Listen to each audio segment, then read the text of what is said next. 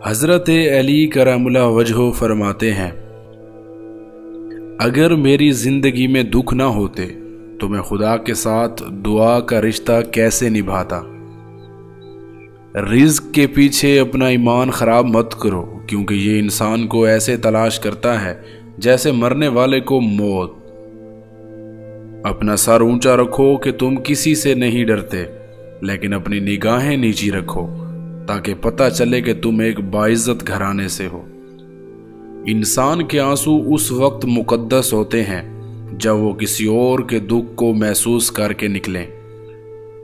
زبان کا وزن بہت ہلکا ہوتا ہے، مگر بہت کم لوگ ہی سنبھال سکتے ہیں۔ دنیا کا امیر ترین شخص وہ ہے جس کے دوست مخلص ہوں۔ زندگی جینے کے دو ہی راستے ہیں، بھول جاؤ انہیں جن کو معاف نہیں کر سکتے، اور معاف کر دو انہیں جن کو بھول نہیں سکتے۔ ہمیشہ ایسے شخص کو چنا کرو جو آپ کو عزت دے، کیونکہ عزت محبت سے کہیں زیادہ خاص ہوتی ہے۔ جس درخت کی لکڑی نرم ہوگی اس کی شاخیں زیادہ ہوگی۔ بس نرم طبیعت اور نرم گفتار بن جاؤ تاکہ تمہارے چاہنے والے زیادہ ہوں۔ زندگی کے 3 اصول بنا لو۔ اس سے ضرور معافی مانگو جس کو تم چاہتے ہو، اسے کبھی مت چھوڑو جو تمہیں چاہتا ہے، اس سے کبھی کچھ نہ چھپاؤ جو تم پہ اعتبار کرتا ہے۔ کوئی تم سے بھلائی کی امید رکھے تو اسے مایوس مت کرو، کیونکہ لوگوں کی ضروریات کا تم سے وابستہ ہونا تم پر اللہ کی عنایت ہے۔ ذلت اٹھانے سے بہتر ہے کہ تکلیف اٹھاؤ۔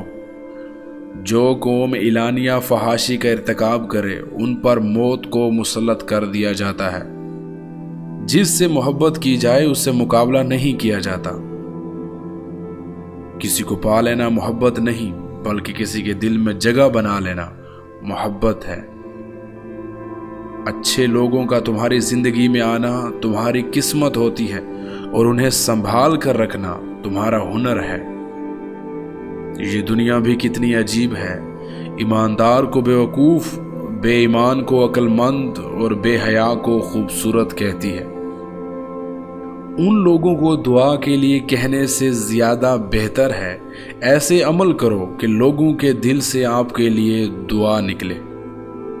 مشکل وقت آ جائے تو کسی کا احسان مت لو، کیونکہ مشکل 4 دن اور احسان زندگی بھر کا ہوتا ہے۔ محبت سب سے کرو، لیکن اس سے اور بھی زیادہ کرو جس کے دل میں تمہارے لیے تم سے بھی زیادہ محبت ہو۔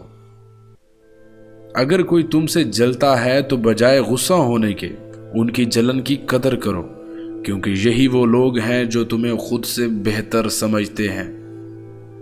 ان لوگوں کو کھونے سے ڈرو جن کے نزدیک دوستی کے رشتے خون کے رشتے سے زیادہ عزیز ہوں۔ جنت کے منتظر نہ رہو، بلکہ ایسے بن جاؤ کہ جنت تمہاری منتظر رہے۔